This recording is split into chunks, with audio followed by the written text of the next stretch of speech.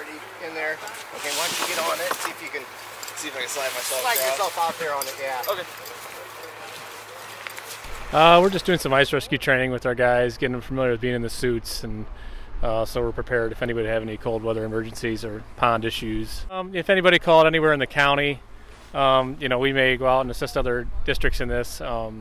Basically, if anybody fall through a pond, ice skating, ice fishing, anything like that, any sort of river scenario we may get involved with. So we just try to get the guys in the suits that are familiar with the equipment, and so we're ready to go if anybody would need our help. Typically, this is not the kind of ice we would want to train on. We would want to train on bad ice, because that's when people get in trouble, is when there's bad ice scenarios. But we also don't want to wait for bad ice scenarios to get our guys familiar with the equipment. So we'll train in these type of scenarios. We might also train later winter when the ice does get bad. So it's more of a realistic scenario for us as far as a rescue would go. Those suits are full dry suits. They'll give them about 6 hours protection from the cold.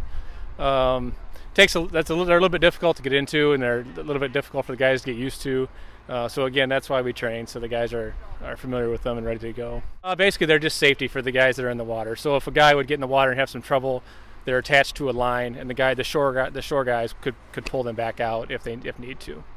We haven't done very many of these. We had a dog go through a couple years ago, and we assisted the dog in getting out. But we don't typically have to do this, so I think that makes the training even more important, because it's not something we're terribly familiar with doing. So. You ready, Shad?